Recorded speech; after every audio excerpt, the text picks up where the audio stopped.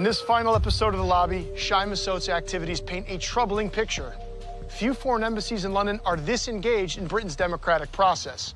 And at what point does it cross a line?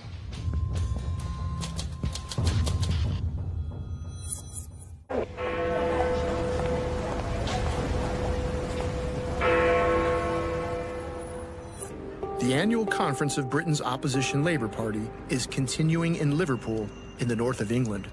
The gathering is important for Israel because for the first time the party leader is a supporter of the BDS movement. Robin, our undercover reporter, has been with members of the Labour Friends of Israel. Shai Massoud had conceived a plan to attract young pro-Israel Britons to the Labour Party, what he called the Young LFI. He promoted Robin as their chairman.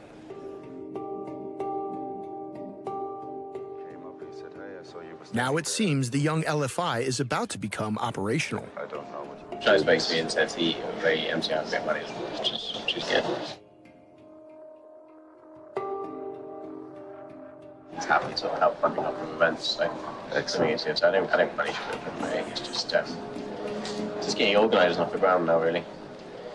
By now, our undercover reporter had become a trusted confidant of the Israeli embassy's senior political officer. But suddenly, he wants a private word. Yeah, I want to speak with you. This is doing actually over a coffee, but yeah, just let's do it on the way to the event. It appears that something has changed. When I was drunk or whatever, I introduced you like as working with Young LFI. Actually, it's not an official position yet. Shai had earlier introduced our undercover reporter as the new chairman of the Young LFI. It was an idea. It's an idea that I cannot implement because I am not a young Labour Friends of Israel or young British guy. Yeah. It's not relevant to me at all. I am an official. I can give you an idea and I can help you with everything, but I'm not relevant to you at all. Just, you know, I'm a tool for you to help you if you want to do it. Yeah. Yeah, sure. If you decided to get the idea. So you don't coordinate too much with them, or? I'm coordinating a lot of things with them, but I'm not their boss. My position is that if you need help with, you know, to connect it to the groups, to bring it to the places, I can do that. But you cannot be affiliated with me, and you cannot, like, use me as someone that said something. Sure. Yeah. It's not relevant. I'm not relevant to anything. I'm just working in the embassy. On the following day, Haaretz newspaper reported on a leaked cable from the Israeli embassy in London. The memo accused an Israeli government ministry, Strategic Affairs, of operating British Jewish organizations in a way that could put them in violation of British law. The Minister of Strategic Affairs may use local groups, which are entitled as British civilians to counter BDS. They may be in touch with them, they may instruct them, they may support them, but they would be very, very careful not to violate, as a state, the laws and the sovereignty of other nations. You cannot say, yeah, Shai said that it's fine that I will volunteer to you, because I'm not the one who, you know, taking the decisions. Okay, I'm sorry if I brought you into trouble. No, I'm totally fine. Okay, good. It's just important that, you know, that's clear. I'm not. So if I'm giving you like an ideas, it's like in friendly ideas. It's in a friend way. It's off the record. It's not something that you can use. So, but there's, I mean, if you feel like you like the idea, so you got an idea from a friend to do in the LFI, it's fine that I will be that friend, but in the bottom line, it's not that I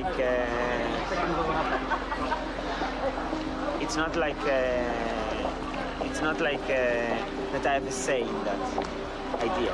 Yeah, okay, sure. Do you get it? That's politics. If you were trying to fool the British people by setting up a front organization which masquerades or says that it's genuine Friends of Israel, but actually is run from Tel Aviv, that's troubling. Just imagine if there's a great big sort of apparently spontaneous pro-Iranian organization in Britain, and it turned out that it was run from Tehran or inspired by Tehran. That would be outrageous. The annual event run by the Labor Friends of Israel was one of the most anticipated at the conference. The party leader always attends. The LFI chairperson kicked off proceedings. We must campaign flat out against the BDS movement and all those who seek to demonize the state of Israel. To single out uniquely the world's only Jewish state and call for it to be boycotted, that is anti-Semitic, and we should say so loudly. It's very surprising that people suddenly were talking about fundamental issues of anti-Semitism in the Labour Party once a certain person was elected as the leader. Ladies and gentlemen, the leader of the Labour Party, Jeremy Corbyn. That's the only reason people were looking for anti-Semitism. And you know, if you look for something, you will always find it, whether it exists or it doesn't exist. And I want to thank Joan Ryan, as chair of LFI, for the work that she's done and the way that she represents the sudden onset of anti-Semitic claims led Jeremy Corbyn to publicly engage with Labour's pro-Israeli groups. I say this, the Labour Party is not a home for anti-Semitism in any form. I do not intend to allow it to be. We've produced a report to deal with that. We'll continue proposing in any way. Kind of live with that for the time being. Yeah. Get us through another year. In the past, Israel has grown used to unchallenged support from across the British political establishment. That cross-party consensus allowed Israel a free hand, enabling it to build illegal settlements on Palestinian lands. I'm sure many people are pleased to hear your commitment to the two-state solution and your commitment to fight anti-Semitism wherever it appears, in our party or in the wider society. In private, Israel has another message. Corbyn and the global BDS movement that he supports threatens the political status quo that has tolerated Israel's occupation of Palestinian lands for half a century. Corbyn is leader. One of the things that he doesn't understand, or he doesn't get, is that at the moment that you get the leadership, you need to drop all of the weirdos, the extremists. I mean, it's good that they were your campaigners. You cannot build a government from extremists, and he doesn't want to do that. He wants to stay with all of those weirdos.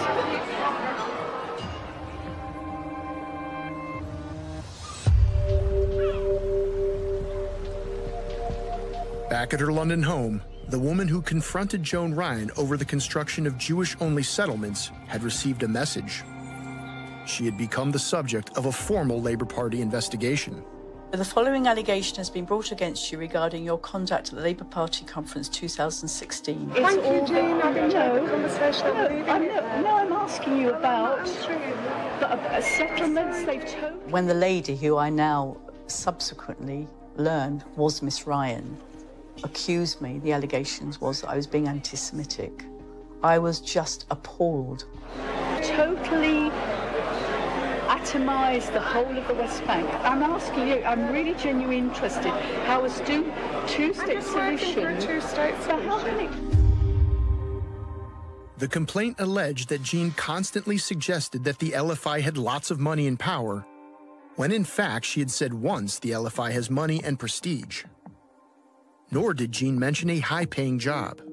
As a concluding paragraph, his summary says, the above incidents and allegations levelled at me left the complainants feeling victimised, intimidated, and both felt the incident contained what they both described as incidents of anti-Semitism. I reported that incident. Have you? That woman. I made formal complaints. After several weeks, the investigation cleared her name. That they should be the ones to feel victimised and intimidated from a member of the public, a member of the Labour Party, approaching a stall where they're purporting to give information and presumably wanting to discuss the two-state solution. I just find that almost, laughable, if it weren't so affecting of me. I know now that it can absolutely impact on people's lives. I am just a regular citizen who is concerned about what is happening in the Middle East And not to be able to talk about that without being accused of being anti-Semitic, I find deeply worrying. I think that is quite shameful. Back at the Israeli embassy in London, Shai Massoud remained keen to find a role for Robin. He invited our undercover reporter to meet an experienced parliamentary operator, Maria Strazzolo. You must have arrived 1 second after me. Oh, yeah. Both were on time for their meeting. As they waited for Shai to emerge from the embassy, it turns out that Strazzolo has met two of Shai's superiors in Israel. The one time I was late, actually she's Shai's boss. I met her in Jerusalem when I was there in the summer. The one time I was late, she was on time. Last year, I met her with her boss a couple of times with my then boss because they wanted to discuss things like, you know, problems with the UK government. I used to work for an MP, a minister really. Yeah. Who's that? Yeah. Robert Halfon. Halfon? Yes.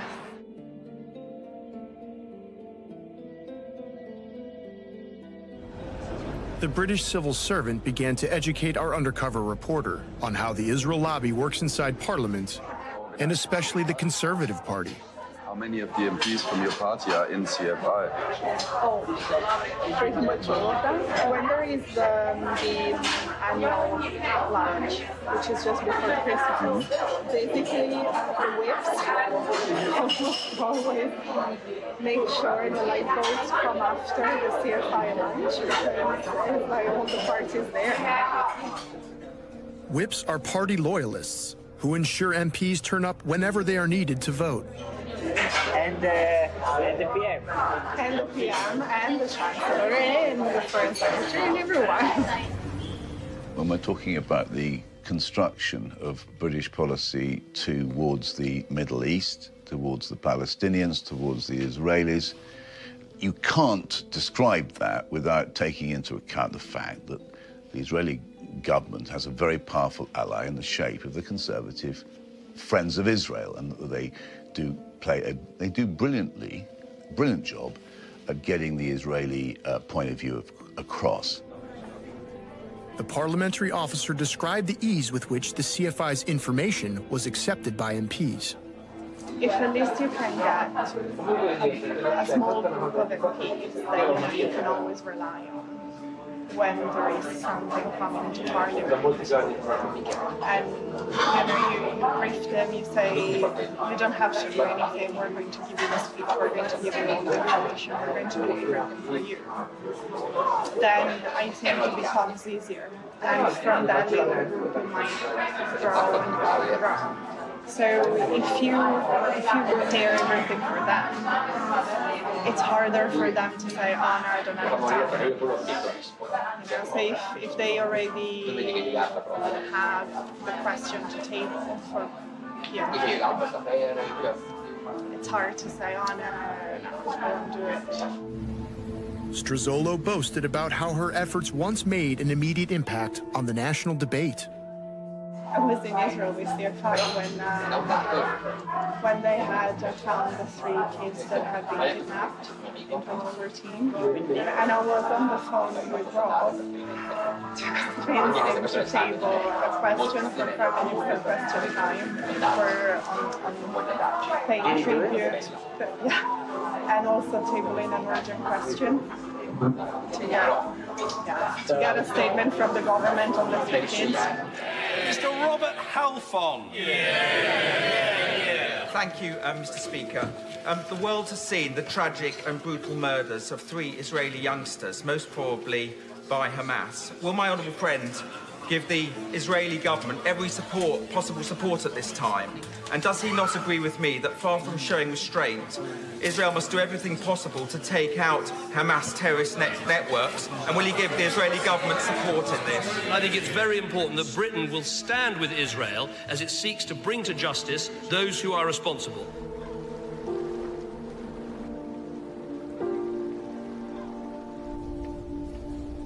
By now, the senior political officer at the Israeli embassy had become a trusted confidant of our undercover reporter.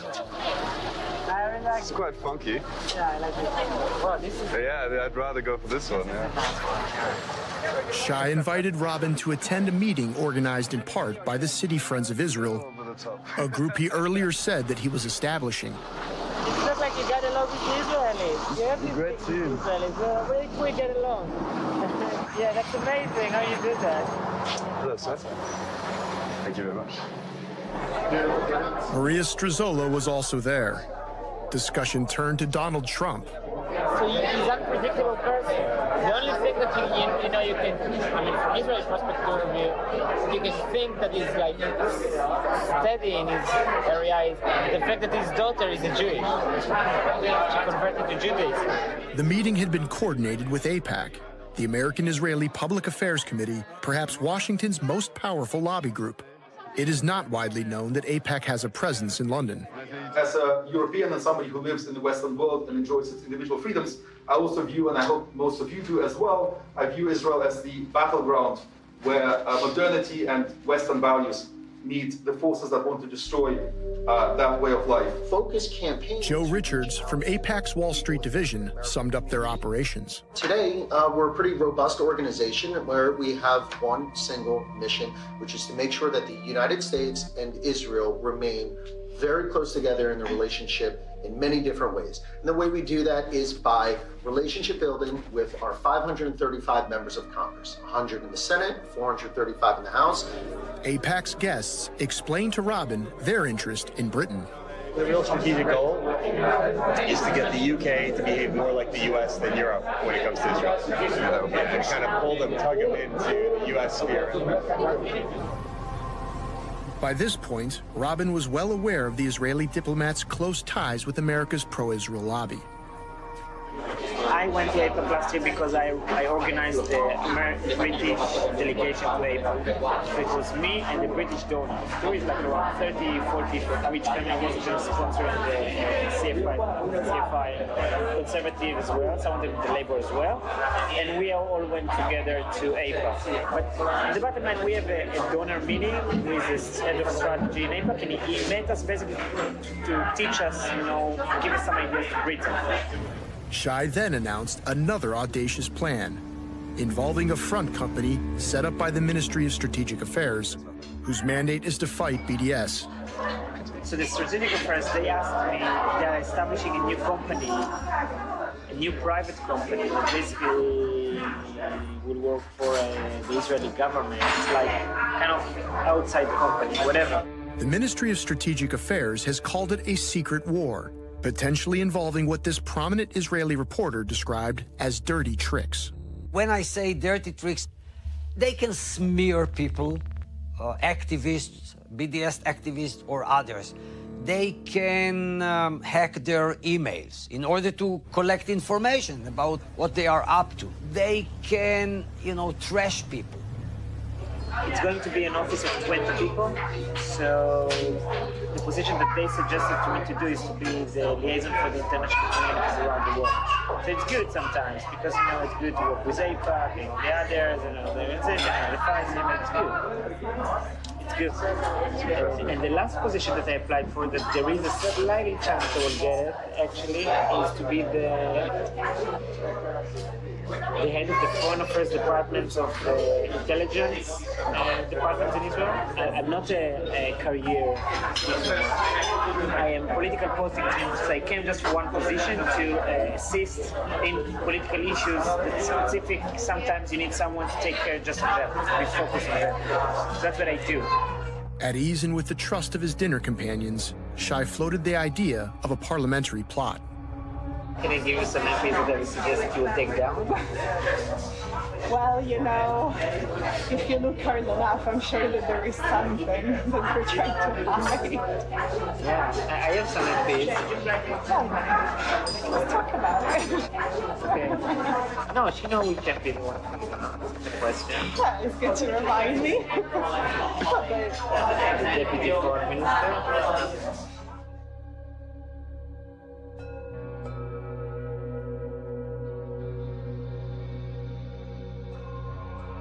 This exchange between the political officer of the Israeli embassy and a parliamentary staffer about taking down, is the phrase used, Alan Duncan, is outrageous. It's shocking. This is clearly a deliberate attempt by a foreign government to interfere in the workings of British democracy and to secure the destruction of the career of a minister in the British government. We recognized Israel in 1950 when they didn't have any clear borders, they didn't have a capital city, and now it's high time to do the same for Palestine.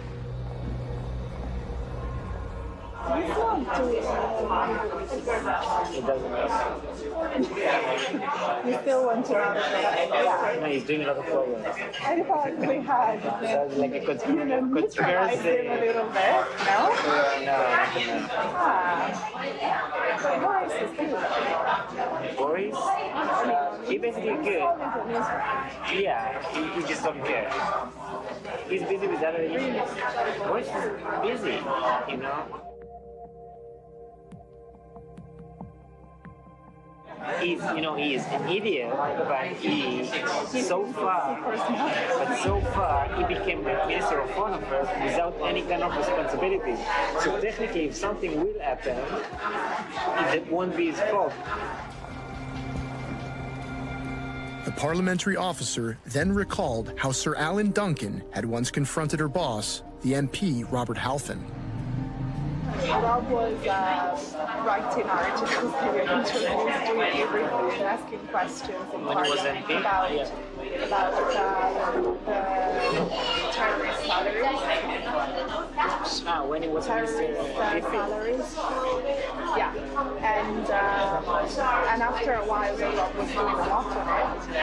Alan took him, I don't remember exactly when it was, but he took him on the side and threatened him and said, if you don't stop this, I'm going to ruin you, I'm going to destroy you, and all of that. And Rob told the whips, and the whips just told him to calm down. Okay. Yeah, never say never. Never say never. Yeah, but what about the... Yeah, tell anyone from looking. Who would they tell? I certainly think that she needs to explain what she was doing. We want to know whether any further steps were taken towards getting rid of, taking out Mr. Duncan. I think we need to know a lot more about the background to this, what else was going on to damage the Foreign Office Minister. It strikes me that this is the sort of job which the intelligence services should do, to have a good look at what's going on. Britain's domestic spy agency, MI5, includes in its definition of espionage seeking to influence decision makers and opinion formers to benefit the interests of a foreign power.